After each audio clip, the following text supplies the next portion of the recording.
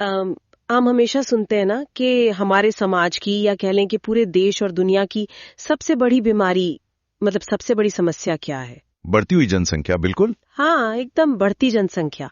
मतलब आप कहीं भी चले जाइए, चाय की दुकानों पर होने वाली चर्चाओं से लेकर वो जो प्राइम टाइम टीवी डिबेट्स होती है ना, हाँ, जहाँ सब एक दूसरे पे चिल्ला रहे होते हैं। बिल्कुल हर जगह बस एक ही चिंता दिखाई देती है कि आबादी के इस भयानक विस्फोट को कैसे रोका जाए।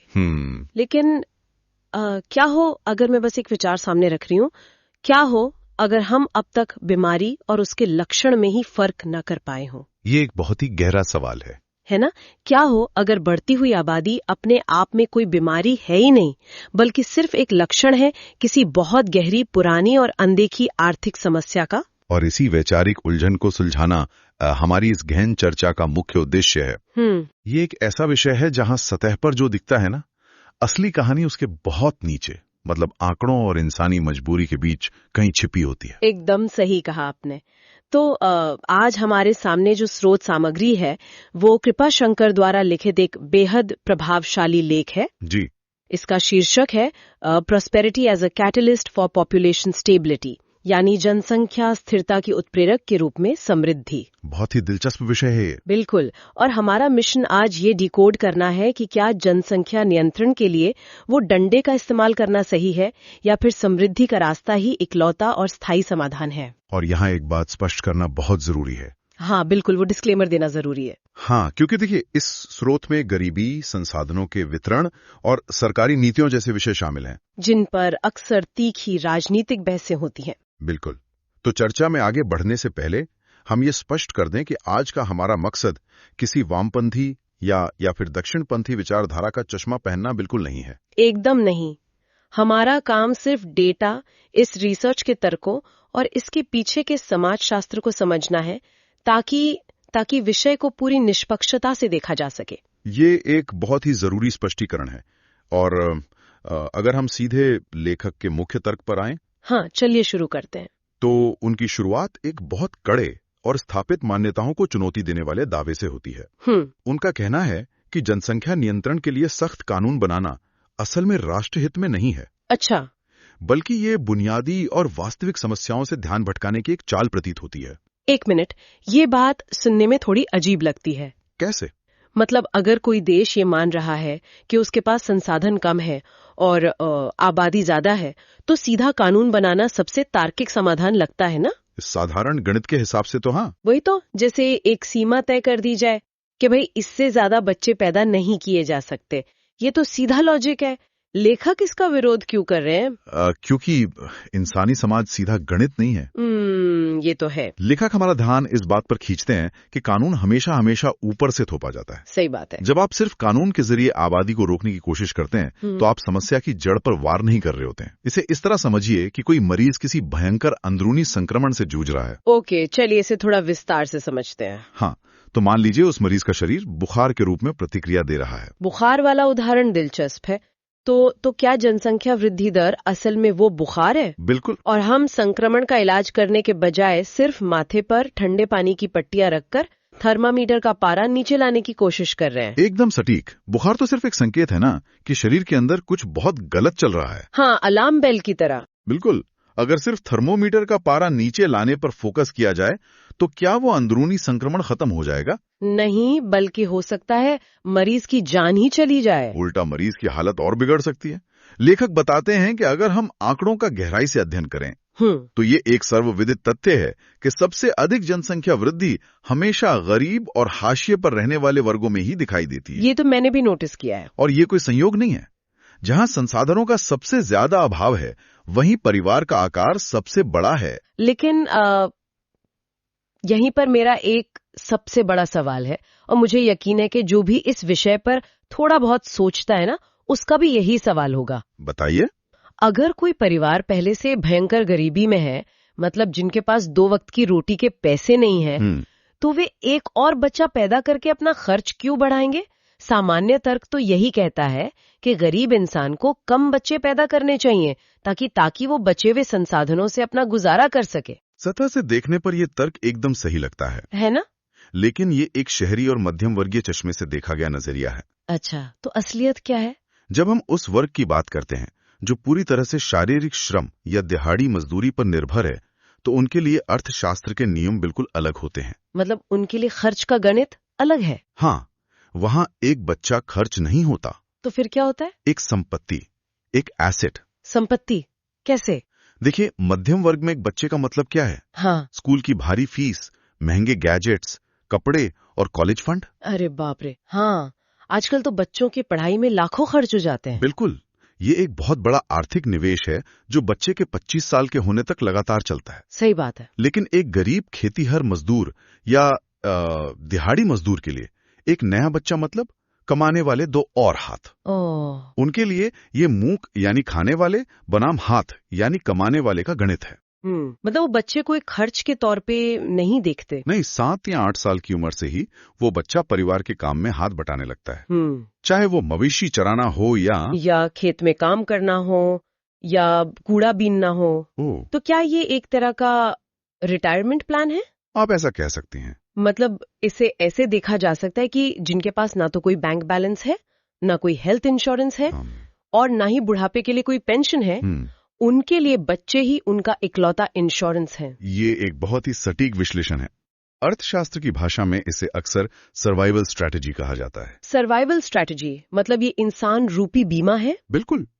अगर किसी गरीब परिवार को ये डर है कि कुपोषण या बीमारी की वजह से उनके बच्चों की मृत्यु दर अधिक हो सकती है, तो वे जानबूझकर ज्यादा बच्चे पैदा करते हैं। एकदम सही पकड़ा आपने। उन्हें लगता है कि अगर 5 बच्चे होंगे तो शायद 2 या 3 ही जीवित बचेंगे जो उनके बुढ़ापे की लाठी बनेंगे। यही कड़वी सच्चाई है। ये सोचकर ही रोंगटे खड़े हो जाते हैं कि एक इंसान को अपनी सामाजिक असुरक्षा की वजह से इस तरह का मतलब इंसान रूपी बीमा इकट्ठा करना पड़ता है। और यहाँ जो बात सबसे दिलचस्प है वो ये कि विज्ञान और इतिहास दोनों इस बात की पुष्टि करते हैं। अच्छा, विज्ञान कैसे? जनसंख्या अध्ययन में एक बहुत प्रसिद्ध अवधारणा है जिसे डेमोग्राफिक ट्रांजिशन मॉडल कहा जाता है।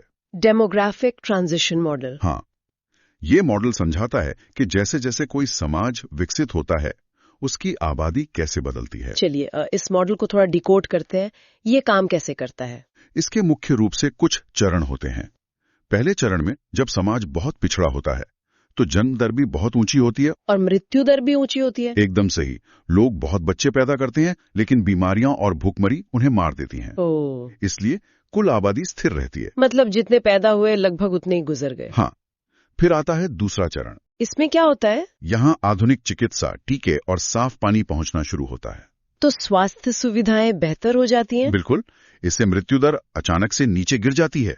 लेकिन क्या? लेकिन लोगों के दिमाग में अभी भी वही पुराना डर बैठा होता है कि बच्चे मर जाएंगे, इसलिए वे बच्चे पैदा करना कम नहीं करते। और यहीं पर आबादी का वो भयानक विस्फोट होता है जिसके बारे में हम आज इतनी चर्चा करते हैं। बिल्कुल। जन्म दर अभी भी ऊपर है लेकिन मृत्यु दर नीचे आ गई है, तो गैप बहुत बड़ा हो जाता है। ठीक कहा आपने। लेकिन इसके बाद आता है तीसरा और सबसे महत्वपूर्ण चरण। वो क्या है? जब शिक्षा का प्रसार होता है, जब आर्थिक सुरक्षा आती है, महिलाओं को रोजगार मिलता है। हाँ, और बाल मृत्यु दर पूरी तरह खत्म हो जाती है। तो तब क्या होता है? तब जन्म दर अपने आप बिना किसी सरकारी कानून या डंडे के नीचे आ जाती है। अपने आप? हाँ, विकसित देशों जैसे कि स्कैंडिनेवियाई देशों या जापान को ही देख लीजिए, वहां कोई जनसंख्या नियंत्रण कानून नहीं है। बल्कि वहां तो मतलब मैंने पढ़ा था कि सरकारें लोगों से अपील कर रही हैं कि कृपया बच्चे पैदा कीजिए। हाँ, वो बाकायदा आर्थिक भत्ते दे रही हैं। ये तो बिल्कुल उल्टी स्थिति हो गई। बिल्कुल।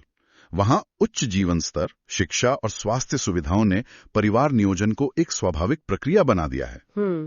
समृद्धि ही वो अंतिम और सबसे प्रभावी गर्भ निरोधक है जिसकी वकालत ये लेख कर रहा है। तो अगर ये इतना ही स्पष्ट विज्ञान है, मतलब अगर हमें पता है कि आर्थिक सुरक्षा, शिक्षा और समृद्धि ही असली समाधान है, तो फिर हमारे समाज में ये सुरक्षा सबको क्यों नहीं मिल पा रही है? ये एक बहुत बड़ा सवाल है। हम तीसरे चरण में पूरी तरह से प्रवेश क्यों नहीं कर पा रहे हैं? ये सवाल हमें इस लेख के उस हिस्से की तरफ ले जाता है जिसने सच में मुझे बहुत परेशान किया। आप निश्चित रूप से उस 80 करोड़ वाले आंकड़े की बात कर रही हैं। अब यहाँ बात सच में बहुत रोचक हो जाती है। बिल्कुल।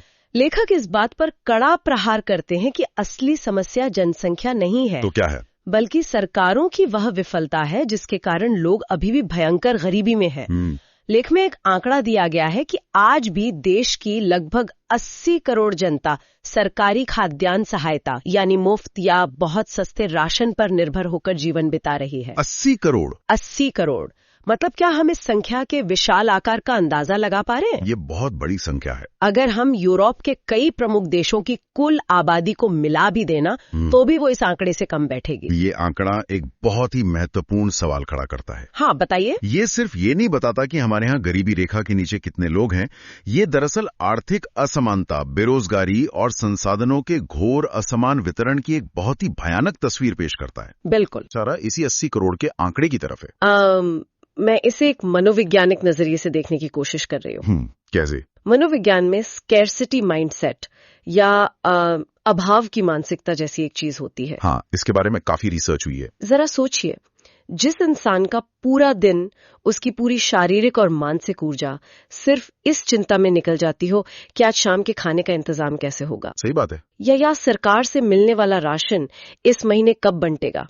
मतलब हाँ, आप सही कह रही हैं। क्या हम उस इंसान से ये उम्मीद कर सकते हैं कि वो आराम से बैठकर ग्लोबल वार्मिंग, देश की जीडीपी या परिवार नियोजन जैसी दीर्घकालिक चीजों के बारे में सोचेगा? ये तो एकदम नामुमकिन है। गरीबी इंसान के दिमाग पर एक भारी टैक्स की तरह काम करती है। बिल्कुल, टैक्स की तरह।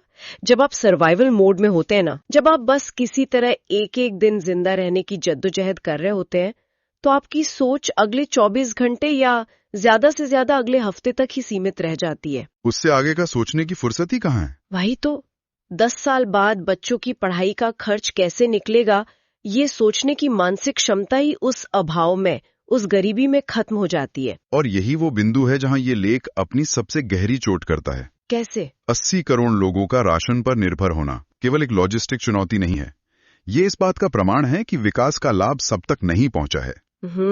ये तो सच है। हम ये मानकर बैठ गए हैं कि क्योंकि जनसंख्या ज्यादा है इसलिए ये 80 करोड़ लोग गरीब हैं। हाँ, आम धारणा तो यही है। लेकिन लेखक पूरे समीकरण को उलट देते हैं। अच्छा, वो कहते हैं कि क्योंकि ये 80 करोड़ लोग गरीब हैं, क्योंकि संसाधनों का वितरण असमान है, इसलिए जनसंख्या बढ़ रही है। बिल्कुल। ये तो नजरिए में 180 डिग्री का बदलाव हो गया। एकदम। हम कारण को परिणाम और परिणाम को कारण मान के बैठे हुए थे। और ये केवल एक सैद्धांतिक बदलाव नहीं है, इसका सीधा असर हमारे नीति पर पड़ता है। वो कैसे?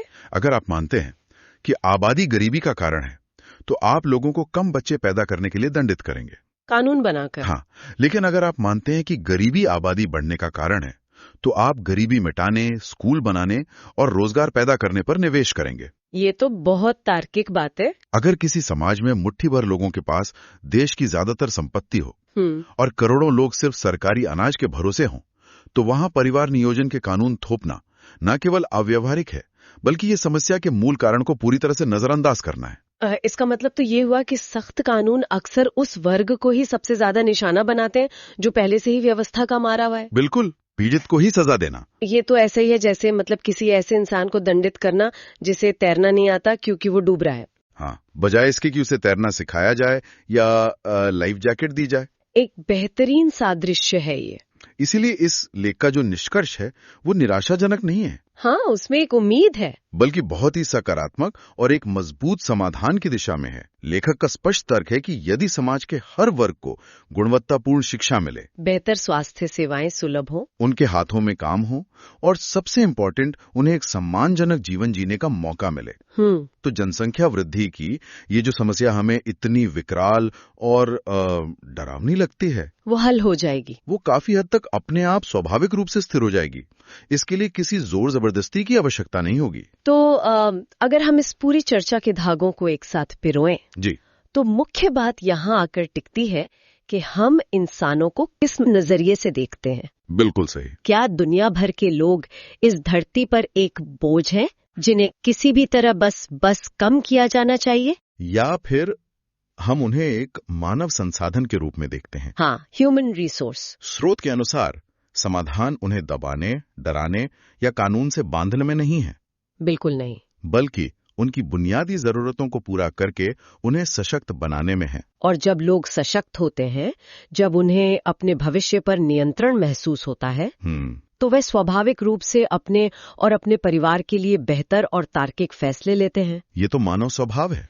इतिहास, विज्ञान और जनसांख्यिकी सभी इसी बात के गवाह हैं कि वास्तविक समृद्धि हमेशा जनसंख्या को स्थिरता की ओर ही ले जाती है। लेकिन एक मिनट, क्या हुआ? इसी बात से मेरे दिमाग में एक और विचार आ रहा है। बताइए। मतलब एक ऐसा विचार जो इस लेख में सीधे तौर पर तो नहीं लिखा है, लेकिन आज की हमारी इस पूरी चर्चा ने मुझे उस दिशा में सोचने पर मजबूर कर दिया है। वो विचार क्या है? देखिए, हमने अभी ये तो स्थापित कर दिया कि जैसे जैसे समाज समृद्ध होता है, जीवन स्तर सुधरता है और शिक्षा का प्रसार होता है, तो जनसंख्या की वृद्धि दर कम हो जाती है। हाँ, डेमोग्राफिक ट्रांजिशन मॉडल का तीसरा चरण भी यही कहता है। बिल्कुल। विकसित देशों का उदाहरण भी यही बताता है। सही। तो विचार करने वाली बात यह है कि क्या एक दिन ऐसा आएगा जब ये अत्यधिक समृद्धि ही मानवता के लिए एक नया और अनपेक्षित खतरा बन जाएगी? ये एक बहुत ही गहरा और विरोधाभासी विचार है। आप शायद पॉपुलेशन कोलैप्स की तरफ इशारा कर रही हैं। हाँ, पॉपुलेशन कोलैप्स। मेरा मतलब है, यदि आर्थिक विकास, करियर की होड़ और उच्च जीवन स्तर वास्तव में परिवार नियोजन को इतना ज्यादा प्रभावी बना देते हैं, तो क्या हम उस बिंदु पर पहुंच सकते हैं जहां आबादी इतनी तेजी से घटने लगे कि हमारे पास अर्थव्यवस्था का पहिया घुमाने के लिए या नवाचार करने के लिए, हाँ, या फिर बुजुर्ग होती आबादी की देखभाल करने के लिए पर्याप्त युवा ही न बचे? ये कोई कोरी कल्पना नहीं है। आज दुनिया के कई सबसे समृद्ध देश इसी जनसांख्यिकीय संकट के मुहाने पर खड़े हैं। मतलब ये भविष्य के लिए एक बहुत बड़ी पहेली है। बिल्कुल, एक ऐसी पहेली जिसका जवाब हमें खोजना ही होगा। और शायद यही वो पहेली है जिसे सुलझाने के लिए हमें सतह से थोड़ा और नीचे जाना होगा। एकदम सही। आज की इस चर्चा में हमने देखा कि जिस जनसंख्या रूपी बुखार के लिए हम सख्त कानूनों वाली दवा खोज रहे थे, असली इन्फेक्शन तो असमानता और अभाव का था। बिल्कुल। और शायद भविष्य में जब हम उस इन्फेक्शन का पूरी तरह से इलाज कर लेंगे, तो हमें पता चलेगा कि अत्यधिक समृद्धि की एक बिल्कुल नई तरह की चुनौती हमारा इंतजार कर रही है। ये एक बहुत ही दिलचस्प नजरिया है ना? ये गहन चर्चा किसी एक लेख का सिर्फ सारांश नहीं है, बल्कि ये दुनिया को देखने का एक नया चश्मा देती है। बिल्कुल। अगली बार जब भी जनसंख्या वृद्धि या उससे जुड़े कानूनों की बात होगी, तो सतह पर दिखने वाले आसान लक्षणों के बजाय उस असली और गहरी बीमारी को समझने पर विचार किया जा सकता है। सही कहा। तो बस आज के लिए इतना ही, सोचने के लिए काफी है। फिर मिलेंगे एक नए विचार के साथ।